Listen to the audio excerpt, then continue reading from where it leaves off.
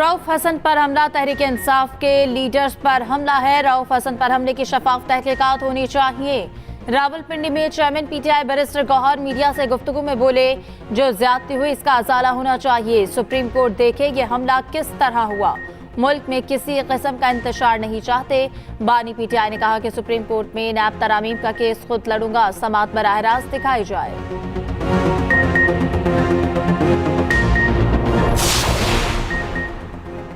जमहूरी ऐवान से इंसाफ के ऐवान पर लफ्जी हमले, सेनेटर फैसल सब्जवारी और दलाल चौधरी की घन गरज। एमकेएम रहनुमा बोले, लाखों वोट लेने वालों के सिवा बाकी सबकी इज्जत है। आइन सिर्फ जजेस की नहीं, अवामी नुमाइंदों की इज्जत की बात भी करता है। यहाँ तौहीन का खेल खेला जा रहा है। टीवी पर सुबह से शाम तक रिमार्क्स का खेल चलता है। तौहीन किसकी हो सकती है और किसकी नहीं, तयन होना चाहिए। इदारों में बैठे लोगों को हक नहीं कि वो हमारी इज्जतें उछालें। दलाल चौधरी बोले कि खास कारकुनों को सिलेक्टिव तौहीन अदालत का निशाना बनाया जा सकता है। सियासी वर्कर्स को सजा देने से अदलिया का वकार बुलंद नहीं होगा। आइन बनाने वालों से नहीं, तोड़ने वालों को सजा से वकार बुलंद होगा। नॉर्वे, स्पेन और आयरलैंड की फलस्तीनी रियासत को तस्लीम करने की तैयारियां। स्पेन का कहना है कि 28 मई को फलस्तीन को आज़ाद रियासत तस्लीम करेंगे। अरब मीडिया के मुताबिक ये तीनों मुमालिक दीगर मुल्कों से भी फलस्तीन को तस्लीम करने का मुतालबा करेंगे। अक़वाम मुत्तहिदा के 193 में से 143 मुमालिक फलस्तीन को आज़ाद रियासत तस्लीम कर चुके।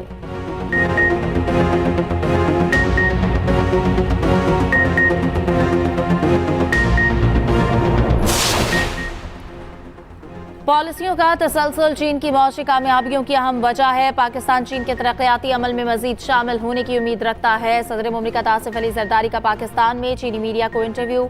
दोनों मुमालिक के माबैन अवामी तबादलों को मजबूत बनाने की अहमियत पर जोर। पाक चीन इक्तसादी राहदारी के आगाज के बाद गवादर बंदरगाह में बहुत तरक्याती काम हुए। गवादर बंदरगाह पूरी दुनिया से हमेशा सरमायाकारों का खैर मकदम करेगी। पाकिस्तान वन चाइना उसूल पर कारबंद, ताइवान चीन का हिस्सा, इसके सिवा कोई रास्ता नहीं। पाकिस्तान हमेशा चीन के साथ खड़ा रहेगा, बुनियादी मफादात का तहफ़्फ़ुज़ करेगा।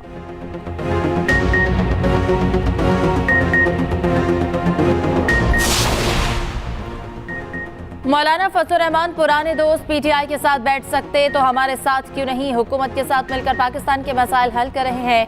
कायम मकाम सदर यूसुफ रजा गिलानी का दौरा कराची, मज़ार क़ायद पर हाजिरी, फूल चढ़ाया और फातह ख़्वानी की। मीडिया से गुफ्तगू में बोले कि पाकिस्तान में मसाइल हैं, मुल्क के लिए सबको एक टेबल पर बैठना होगा। हमारे मुल्क में अगर कत्ल भी हो जाए तो टेबल पर बैठना होगा। बीबी शहीद ने कभी मुज़ाकरात का रास्ता नहीं छोड़ा।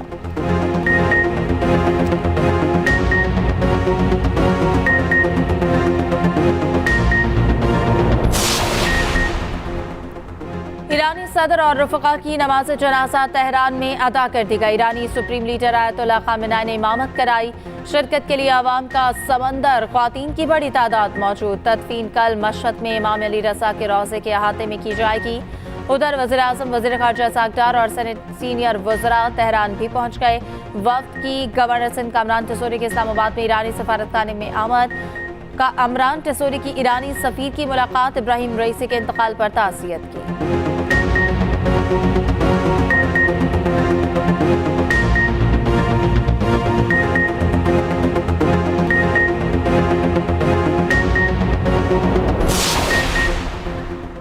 मुल्क के बेशतर हिस्से शदीद गर्मी की लपेट में आ गए। सिंध में सूरज आग बरसाने लगा। मोइनजोदाड़ो में पारा 49 डिग्री तक पहुंच गया। लाहौर में पारा 43 और एहसास 46 डिग्री हो गया।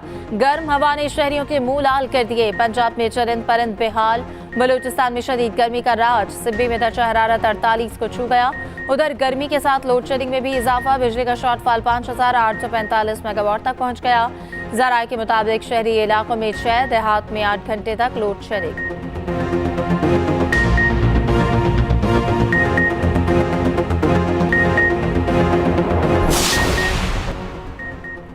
सिंध के सीनियर वजीर के अहकामात पर महकमा एक्साइज में रैपिड रिस्पांस यूनिट कायम। शर्जील मेमन कहते हैं कि यूनिट हफ्ते के 7 दिन 24 घंटे काम करेगा। रैपिड रिस्पांस यूनिट मनशियात के खिलाफ कार्रवाइयों को यकीनी बनाएगा। डीजी एक्साइज यूनिट की सरबराही करेंगे।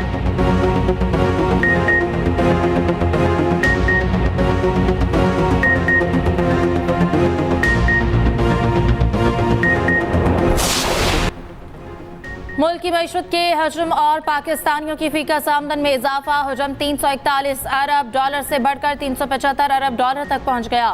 रवा माली साल 34 अरब डॉलर का इजाफा रिकॉर्ड। मुल्क की मईशत का मजमूई हजम 106 खरब 45 अरब रुपए रिकॉर्ड। पाकिस्तानियों की माहाना फीकस आमदन 7,544 रुपए तक बढ़ गई।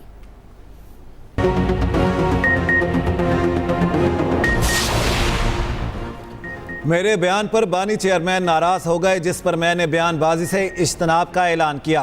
रहनुमा पीटीआई शेर अफजल मरवत ने कहा, किसी के साथ इख्तिलाफ नहीं रखता, लोग मुझे नहीं छोड़ते।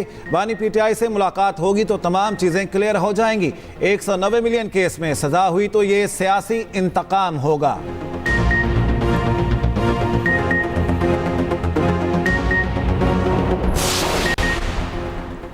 सदर पीटीआई चौधरी परवेज इलाही का तिब्बी मुआयना। ज़ाती मुआलजीन साबिक वज़ीर आला के घर आए। डॉक्टर्स ने तफसीली मुआयना किया।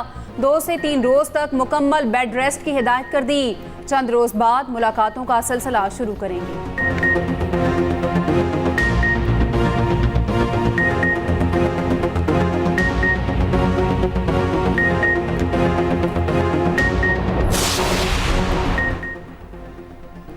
पीपल्स पार्टी को हद तक इज्जत बिल 2024 पर तहफ़्फ़ुज़ात। पार्लिमानी leader People's Party Punjab Ali Haider Gilani कहते हैं कि पीपल्स पार्टी कभी भी हद तक इज्जत बिल का हिस्सा नहीं बनना चाहती। पीपी हमेशा मीडिया की आज़ादी के साथ खड़ी है। हद तक इज्जत बिल के हवाले से ना पूछा गया, ना बताया गया। बिल की मंजूरी के रोज़ पीपल्स पार्टी का कोई रुकन सूबाई असम्बली ऐवान में मौजूद नहीं था। रहनुमा पीपल्स पार्टी हसन मुर्तज़ा कहते हैं कि नून लीग के हद तक इज्जत बिल में पीपल्स पार्टी का कोई हिस्सा नहीं। पीपल्स पार्टी हद तक इज्जत बिल के मामले पर मीडिया के साथ खड़ी है। पीपल्स पार्टी ने शदीद तनकीद के बावजूद आज़ादी इजहार पर कदगन नहीं लगाई। सहाफती तंजीमों ने हद तक इज्जत बिल मुस्तरद कर दिया। काला कानून करार। जॉइंट एक्शन कमेटी का अदालत से रुजू करने का ऐलान। CPNE, एमन, PBA, APNS और PFUJ की जॉइंट एक्शन कमेटी का वर्चुअल इजलास। बिल के खिलाफ जिदोजहद को आगे बढ़ाने का फैसला। बिल को लाहौर हाई कोर्ट में चैलेंज किया जाएगा। एहतजाज, मुजाहिरों और धरनों समेत हर ऑप्शन पर अमल होगा।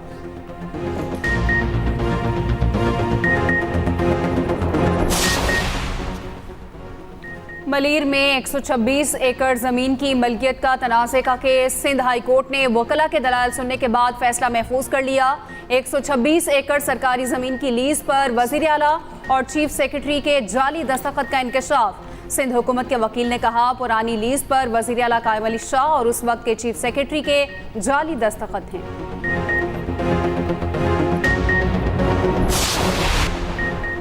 गाजा पर इस्राएली बमबारी। जमात इस्लामी कराची का सड़कों पर आने का ऐलान। अमीर कराची मुनीम जफर ने कहा, 26 मई को शहर भर में मुजाहिरे होंगे। 31 तारीख को कैंप लगाए जाएंगे। 2 जून को शार फैसल पर मिलियन मार्च होगा। हाफिज नईम खिताब करेंगे।